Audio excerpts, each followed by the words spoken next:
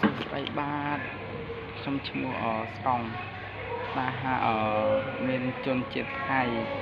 បានដោះលែងប្រជាជនខ្មែរខ្ញុំសប្បាយចិត្តមែនតើហើយខ្ញុំស្នាមទៅបងប្អូនទៅប៉ុណ្ណឹងជួយ like page ខ្ញុំមួយផងណា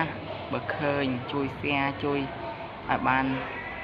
ឆាប់បានល្បីគេផងទៅធ្វើទេ page នេះហ៎ចាញ់ទៅតម្លាក់នឹង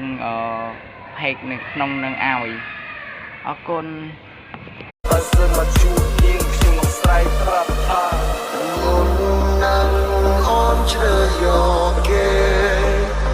តាមយេស្មូនណាជីងភ្នោឲ្យបងស